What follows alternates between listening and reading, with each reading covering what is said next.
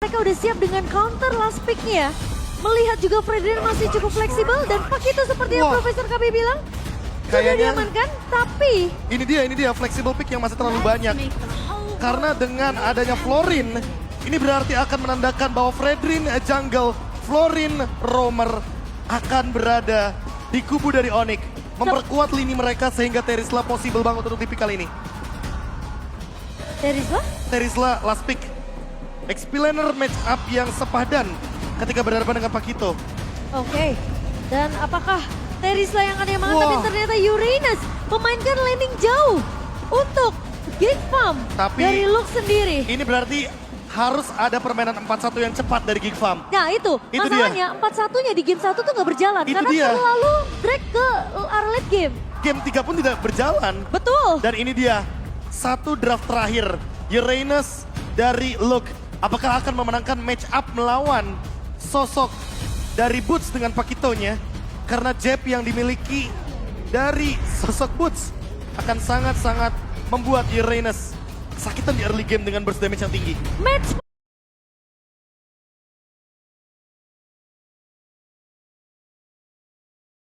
point di tangan dari tim Onyx. Dan Geek Farm semakin tertinggal jauh dengan kemenangan 3 game yang diamankan oleh Onyx. Tapi ini masih ada kesempatan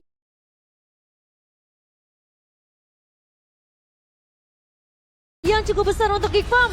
Selama mereka masih bisa menahan 1 game, berarti nafas terakhir masih ada di tangan dari Geek Farm. One last chance. Nafas terakhir.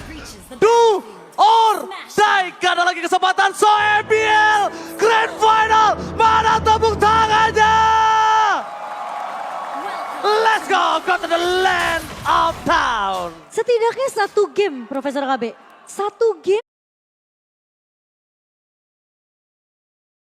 untuk Geek Farm bisa meriset segalanya dan bahkan reverse sweep masih bisa kita lihat. Dan kali ini Boots bersama dengan Suns yang akan lebih berfokus untuk mendapatkan level 2 terlebih dahulu di area bawah. Sehingga pergerakan rotasinya akan bisa diungguli oleh Onyx di 1 menit yang pertama. Dan bahkan pressure ke arah Baloyski. Ini pressure yang benar-benar kejam banget di early game. Boots bahkan berjalan sampai ke Little Wonder untuk mendapatkan 3-man move. Dan ini yang dilakukan sama Geek Farm di early game tadi. Di game yang ketiga. Sekarang malah Onyx yang melakukannya. Ini early game yang bakal lebih cepat seperti dari Onyx. Apalagi dengan penggunaan dari 4 Quantum Charge yang sangat-sangat bold untuk gerakan Onyx lebih valid lagi ke depannya. Oke, dan sekarang rotasi yang cukup agresif tadi dibawakan sama Onyx dibalaskan.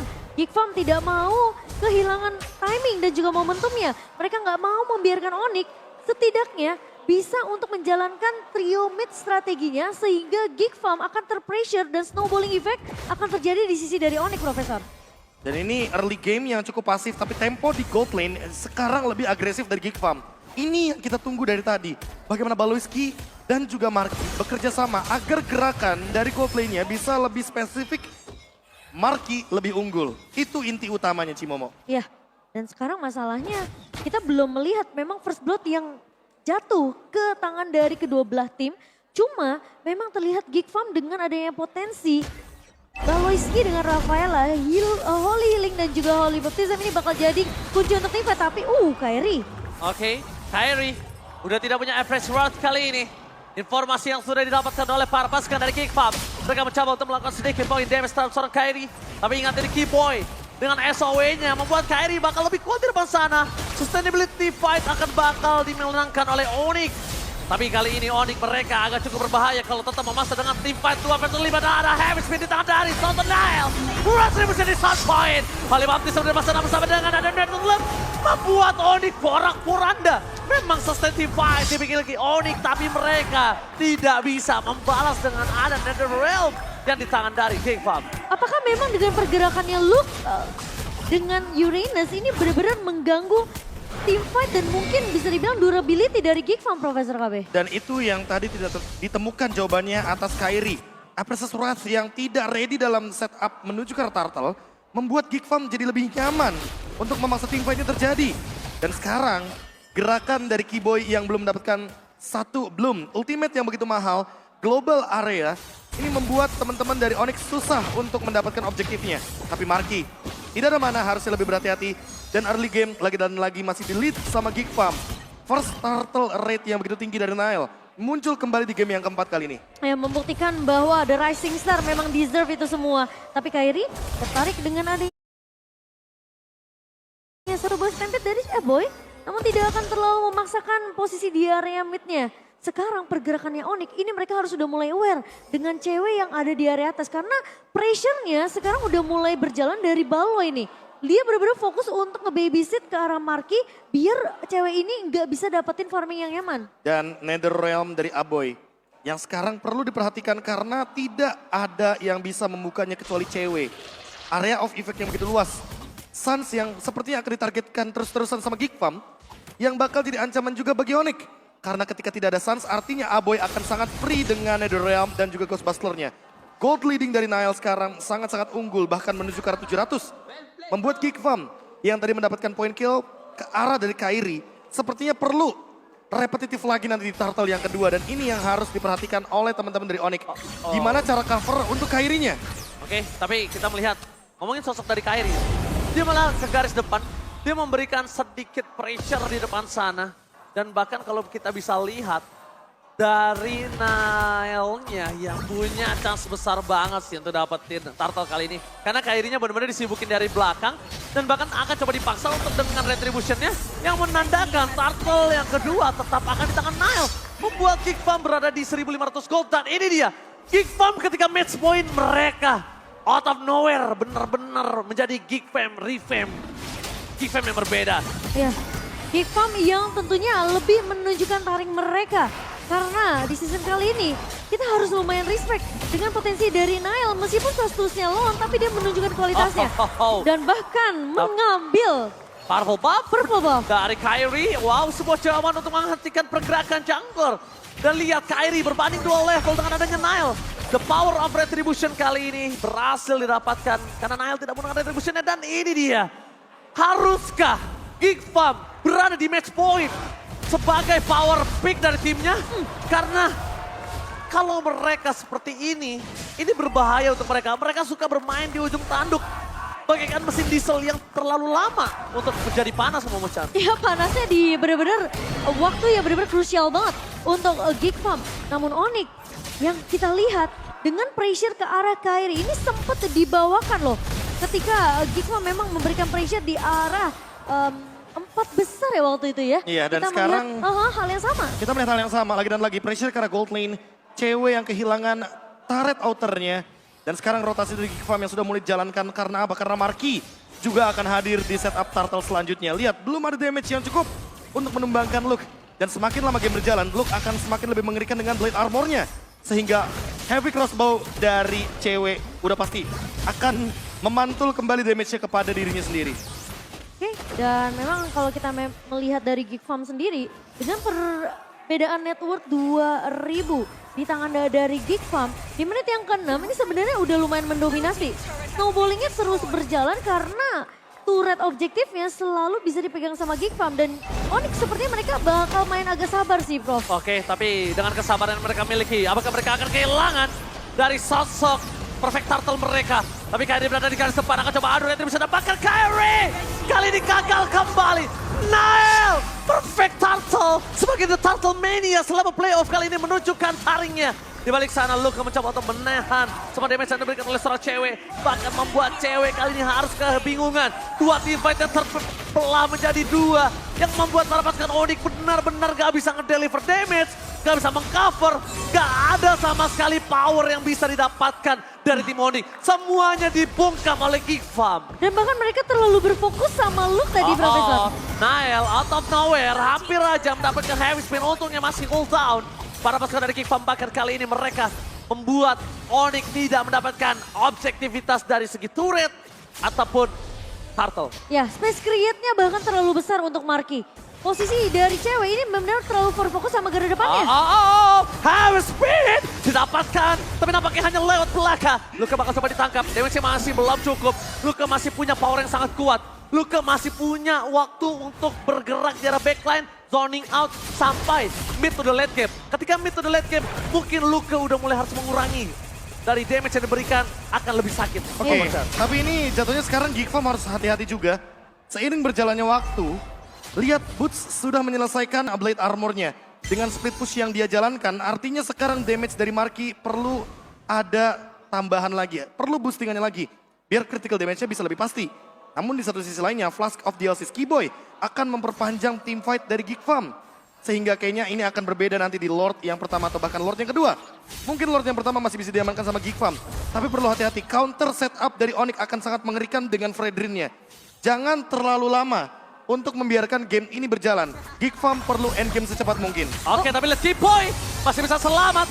Masih ada damage yang bisa diterima Keyboy, tapi nampaknya Kairi tidak akan melepaskan sosok dari Nile. Di belakang sana Marky masih bisa memberikan damage untuk covering up para pasukan dari Geek Farm. Mereka terlalu dalam, bermain di dalam jungle. Ini dari Onyx yang mereka harus pikirkan adalah di mana pergerakan dari Marky ini tidak boleh lepas dari pandangan dan jangkauan dari Paloyski. Sekali saja Paloyski melepaskan pandangan dan jangkauan dari Marky, ini bakal bisa berbalik untuk para pasukan Geek Farm. Mereka kehilangan Marky, 4 versus 5 akan terjadi. Dan kemungkinan besar kalau Lord di tangan dari Onyx, Snowball akan mulai dimulai. Tapi dibalik itu semua, pasukan dari Onyx, mereka dalam ada kondisi 3000, mereka tidak kena kendor. Kairi masuk ke dalam, damage yang diberikan tidak bisa ditahan kembali. Dan Keyboy, SOE-nya benar-benar memberikan sebuah nyawa tambahan untuk sosok Kairi. Karena kalau Kairi terperangkap sekali aja, wah, itu bakal besar. Dan Lord di tangan dari Nile Free tanpa ada kontes. Dengan keuntungan 4000 gold dan bahkan ini dia, Geek Farm kembali menunjukkan taringnya. Dan Geek Farm memang mereka tahu posisi dari Kairi yang memiliki retribution yang begitu on point ditutup, di zoning semua pemain-pemain dari Onyx. Posisi dari Baloy benar-benar nggak bisa ngasih kesempatan yang terlalu besar. Ketika memang Kairi punya satu chance, setidaknya ketika dia tahu dia akan di-trade, at least dia mencoba. Masalahnya sekarang Baloy ini jadi problem untuk pemain-pemain dari Onyx. Karena Holy Healing dan juga Holy Baptism benar-benar menutup jalan dari cewek untuk mendekat ke arah Marky. Dan Marky-nya juga udah punya Malefic Roar, jadi permainan front to back bisa dijalankan.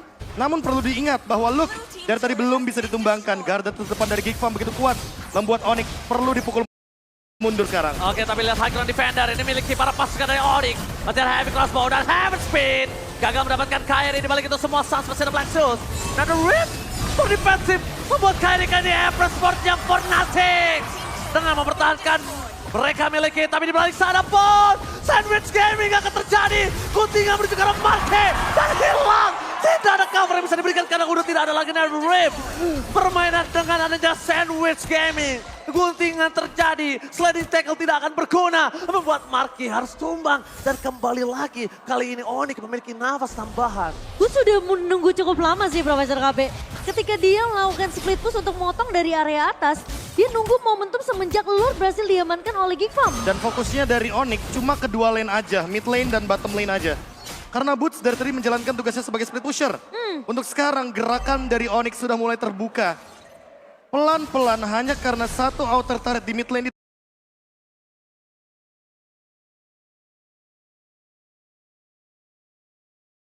didapatkan oleh Boots, membuat Geek Farm jadi harus lebih berhati-hati atas lini belakangnya. Iya, flanking ya. Dengan Blade Armor yang sudah jadi juga dari Boots, Kairi bahkan mungkin akan menuju jauh lebih tajam lagi nanti untuk ceweknya setelah satu Demon Hunter Sword kembali. Ini bakal membuat Nile-nya harus lebih berhati-hati atau bahkan secepat mungkin ngelakuin sebuah tindakan preventif. Menurutku, Queen's Wings adalah item yang bagus untuk Nile. Karena magic damage-nya sangat tinggi. Cewek juga tinggi. Apalagi ada Demon Hunter Sword, jadi lebih kejam nantinya permainan front to back dari Onyx. Mungkin mencoba untuk nge-drag game ini menuju ke arah kami to the late game kali ya, Prof. Iya. Itu bisa jadi jawaban untuk Onyx. Dan itu yang dicari sama Onyx. Ya, karena dengan Bloom, ultimate dari Florin, itu semuanya akan hilang efek life drain-nya. Ya. Dan Look dengan Dominance Ice akan jadi percuma. Dengan Necklace of Durance akan jadi sia-sia. Nile harus mempertahankan levelnya sejauh mungkin atas Kairi. Karena sekali aja Kairi dapetin Lord, ini bisa jadi snowballing comeback untuk Onyx. Itu kalau tadi Holy Baptism-nya kena, sekali aja ujungnya aja Kairi berhenti di sana. Wah, itu bisa kelar. Kenapa? Kairi tumbang, Keyboy akan menjadi pilihan utama dan bahkan kita bakal bisa menyaksikan retribution tanpa ada kontes yang dimiliki oleh para pasukan dari Geek Farm. Iya, dan kalau misalnya Kairi sampai tumbang, tentunya Geek Farm punya kesempatan yang besar untuk bisa menghabiskan pemain-pemain Onyx yang tersisa. Masalahnya, Baloy ini harus di target. Valo yang akan menjadi target Valo? kah? Karena lihat di depan sana, Chance tidak tertarik. Para pasukan dari Geek Farm, mereka memasang Kyrie. Tapi ingat, lihat damage yang diberikan dan diterima Kyrie. Dia bisa mengeluarkan press sword-nya. Setengah darah ke arah seorang Nile. Dan bahkan retribusinya nggak bisa didapatin Kyrie. Geek Farm, mereka memporak-porandakan dengan adanya team fight di arah belakang booth. Dan Marky dapat satu ball point ke atas Keyboy. Tapi Marky terperangkap.